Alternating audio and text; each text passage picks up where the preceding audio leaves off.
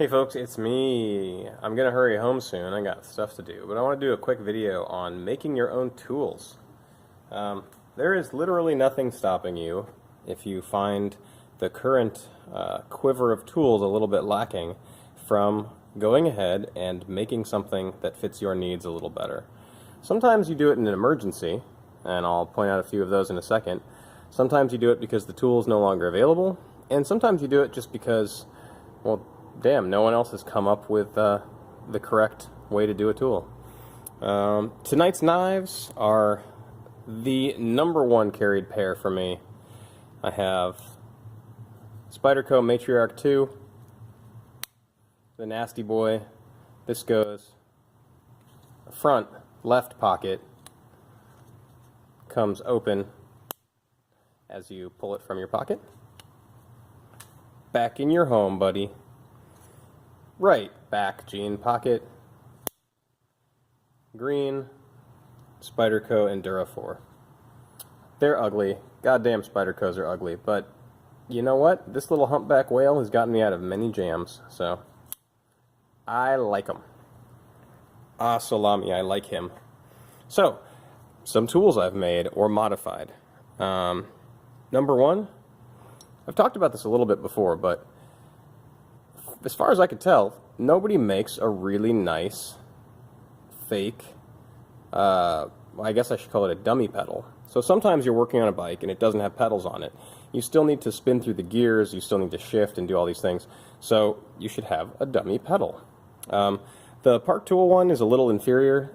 It's a big sort of plastic handle with rubber overmolding, but what it has in convenience, it loses in terms of durability. So the deal with those is basically that the interface that threads into the crank is made of nylon. And it doesn't really have particularly well pronounced threads. So what you do is the threads in the crank will cut threads into the nylon. And so, you just sort of spin it in, it'll bite, and you use it, and then you do it again, and you use it. And after, I don't know, for me it took about 3 months of use.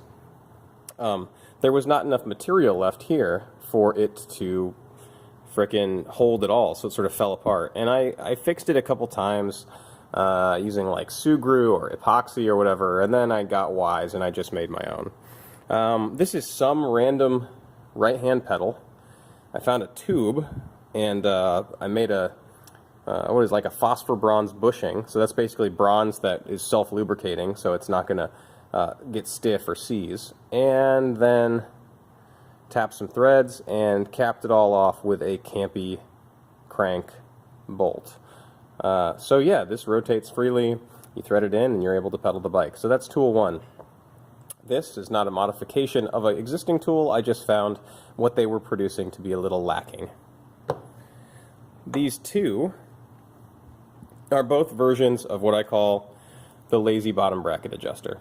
So, on a traditional ball-bearing, non-cartridge style bottom bracket, on the left side, the non-drive side, you have an adjustable cup where you can adjust the tightness or looseness of the bearings, and then you have a lock ring, kind of like this, a lock ring, that you jam on to get the whole assembly to stay tight. A lot of times, a bottom bracket doesn't necessarily need to be overhauled, it doesn't need to be taken apart.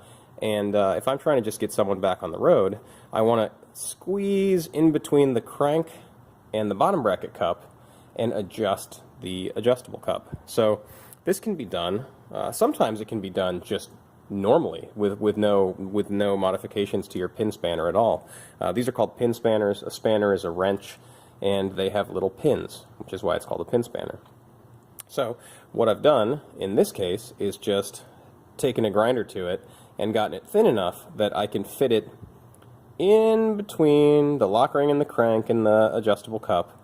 I can make my adjustment, and then I can use a traditional hook spanner, which we'll get into in a second, to lock that adjustment down. So, lazy bottom bracket spanner #1, lazy bottom bracket spanner #2 for extra tough jobs. And the trick with this one is normally one of these spanners is open like this, and you squeeze it, you put it into the holes, the tool mating surface, And then this spring tension, it's a spring-tempered piece of steel, it supposedly puts enough tension into the holes that it'll sort of stay put, and you can rotate the thing without too much trouble.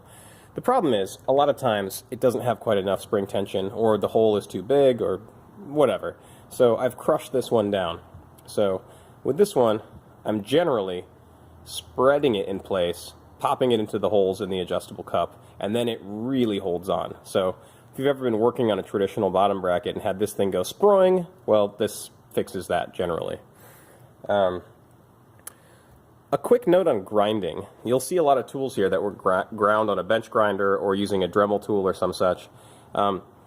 Steel, specifically tool steel, it's hardened with fire, basically. You have alloys of steel. We talked about alloying before, but you're basically mixing in trace elements of other metals or minerals to get the steel to have certain properties. You can harden it, you can make it more tough, you can make it more durable, more wear resistant. Being a knife nerd, I have learned and then forgotten about a billion things about how to alloy steel and how to heat treat it. However, when you're grinding tools or modifying them in any way, it would do you well to remember to keep them cool. If you take a tool and you just hold that shit against the grinder until it gets red hot and you start to see color changes, you start to actually see the steel. Here you can see a tiny bit of color change. That brown there, you've probably gone too far. What I like to do is I take a cup of warm or coolish warm water and keep it next to the grinder. I'll take a little material off and I'll dip it in the water. I'll take a little more material off and I'll dip it in the water. What I'm trying to do is maintain the factory hardness and toughness of the steel. Once you bring it up to red hot, or even when you start to see color changes, you end up in the situation where you've probably undone the hardening or the tempering process of the steel. So your nice new cool tool that you've made, you'll put it on the fastener and you'll turn it and the tips will break off or it'll bend. It'll do all kinds of wild stuff. So try to avoid overheating the tools that you're grinding. Speaking of that, the quickly made, hastily made, Japanese ass master patented adjustable cone wrench. So, normal cone wrench is a very, very thin wrench, and you're getting inside into a very thin tool surface on hubs to adjust them. Now, for the outer nut, you can usually just use a normal wrench. You would probably use like a 17 and a 15 for a rear hub. This would scoot into the cone, this would be on the lock nut, and you'd twist them against each other. So the inner one would be going counterclockwise, the outer one would be going clockwise, and what would happen is the friction between them will hold the adjustment. Sometimes you have one that's stripped out, you have one that's seized, or you have a crazy rare bike or a weird hub where not only do you not have the size, but nobody makes the size. So, for those instances, especially for the stuck ones, I've taken a cheap piece of crap vice grip, and really I did this in about 10 minutes because I was in a huge hurry with this job. You can see how horrible the grinding is. It's not done well, it's not done up to my usual standards, but it was done well enough that even after the time crunch on that job was completed, I didn't make another one and I didn't ever fix this one. It works like gangbusters. So with this, I can get into pretty much any space a cone wrench can get into. I can set the dial to adjust it to whatever size I need, or if it's a stuck one, I can really clamp down on it, and then I can break that connection free. Oh, you see that blue light? I get hideous seasonal affective disorder. I mean, really just the worst. I don't know why I moved to Seattle.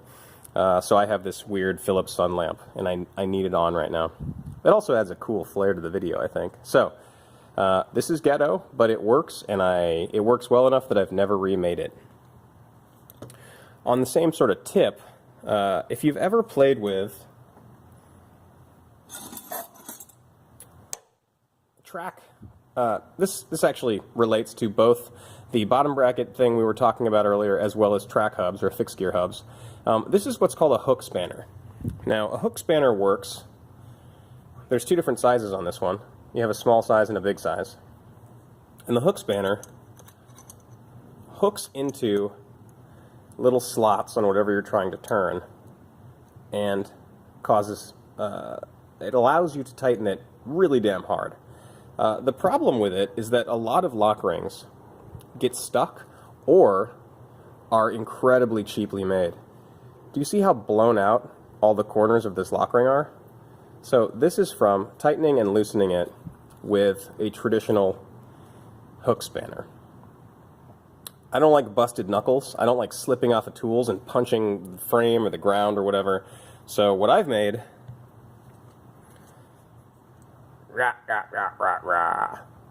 I've made a channel lock ring pliers. Now, I didn't invent this. They're cheap and easy to make. You can go down to Harbor Freight and get you one of the 8 or 10 inch channel locks and make yourself a really, really dope lock ring plier. I think VAR, maybe Hosan. I think Hosan makes a version of it. The problem with the versions I've had that were made actually for bicycles is that the configuration is much more like a needle nose plier.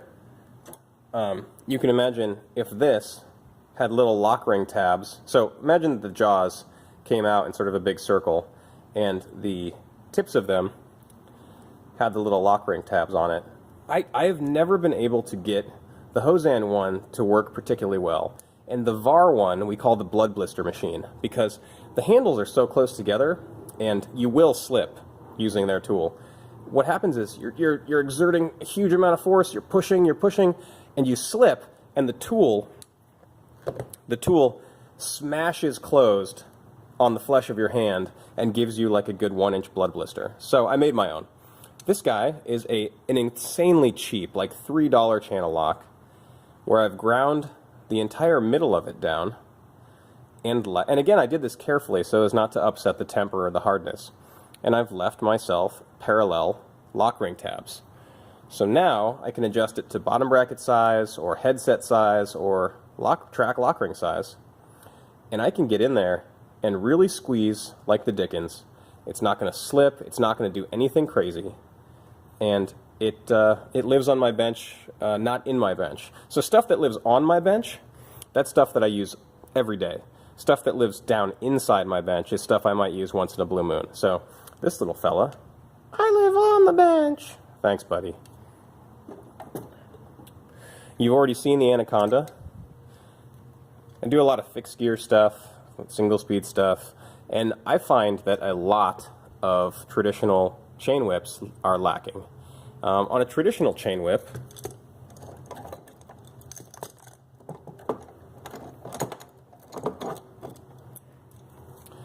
you have a little length of chain here, and you have a little blob of chain here. And they work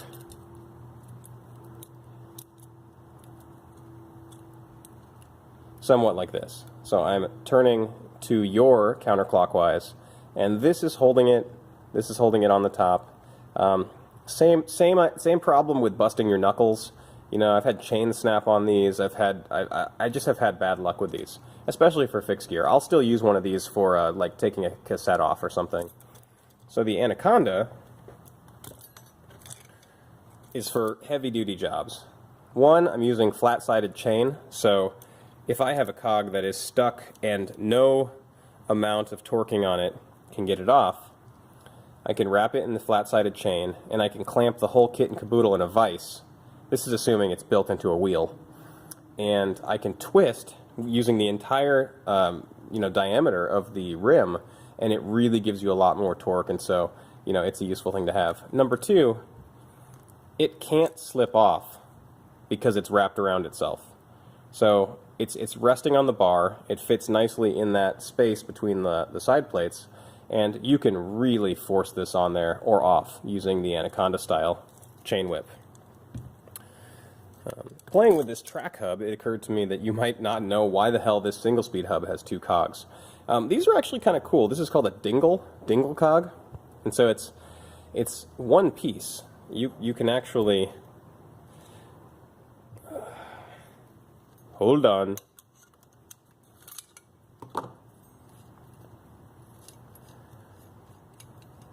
You can actually unthread it as one piece, And the dingle is so you can have 2 gears on your fixed gear. It's really cool. So in the front, you'll have, I don't know, a double crank with the chain rings the same number of teeth apart from each other as these 2 cogs. And so your chain length doesn't change at all. If you want to change gears, you'll pull over. Usually you'll just undo the right side. It'll give you a little chain slack.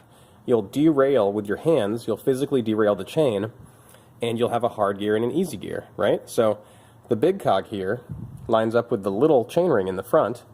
The little cog lines up with the big chainring, and so even you don't have to have an extra long length of chain. You don't have to have extra long dropouts.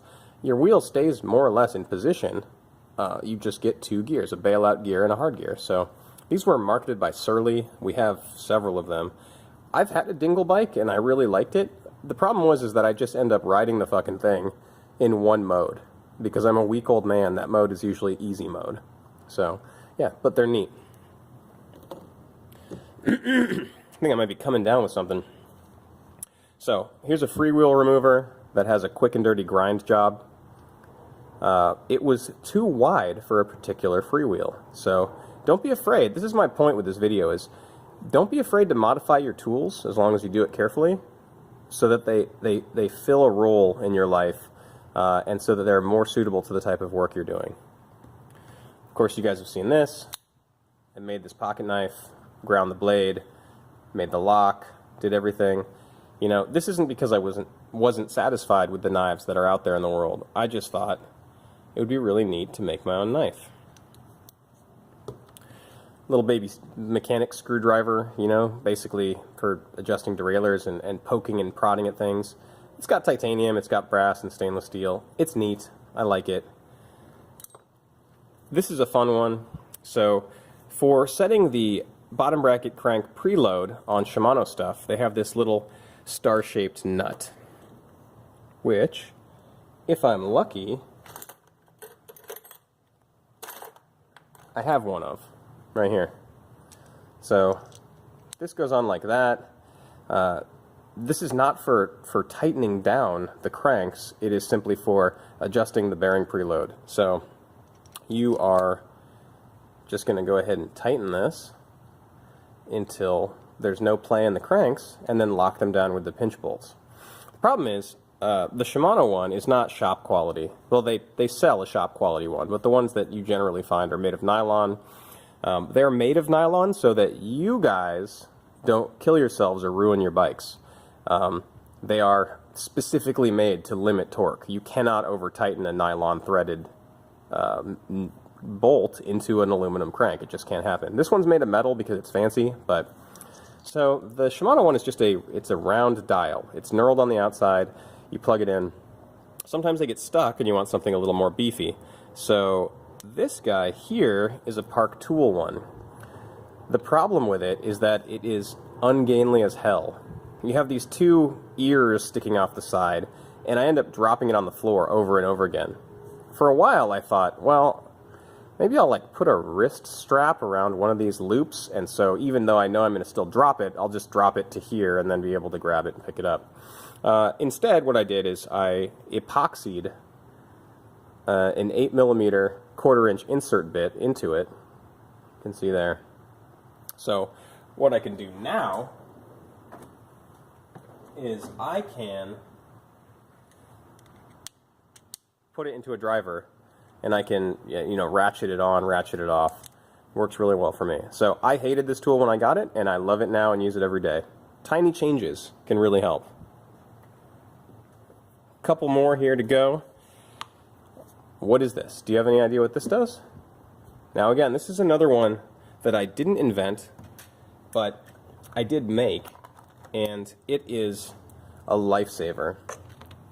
So when you put on a chain on a multi-speed bike, or on any bike for that matter, you cut it to size, and then you have it threaded through the derailleur or around the rear cog, and you have this moment where you're trying to attach the chain using a master link or using a Shimano chain pin or whatever you're using.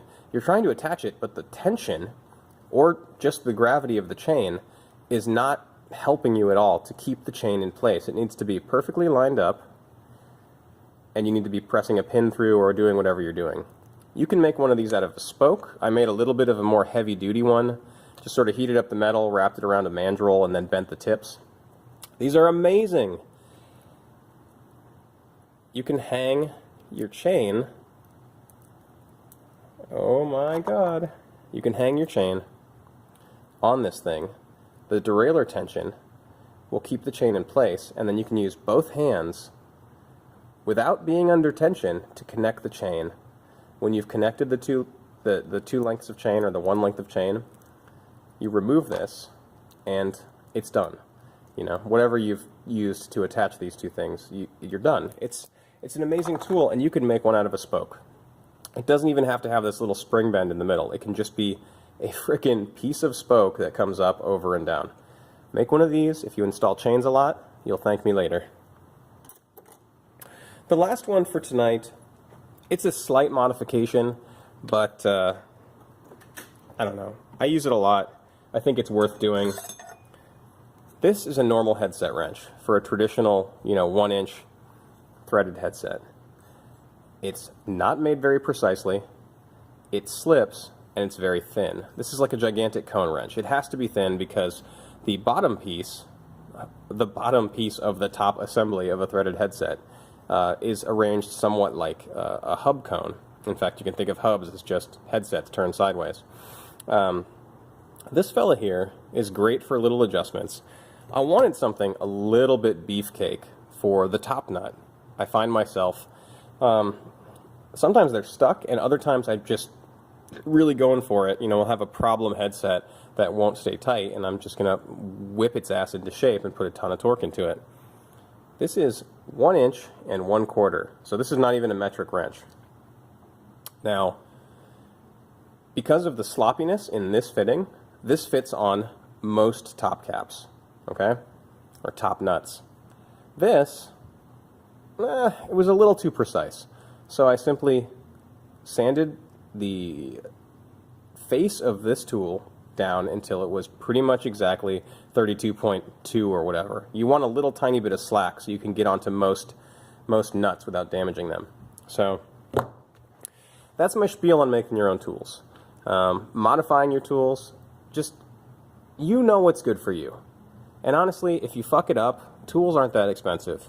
I mean, sure, this one costs like a fucking $100, but it wouldn't have if I got it from Harbor Freight. You know what I mean? I don't know about this blue light, you guys.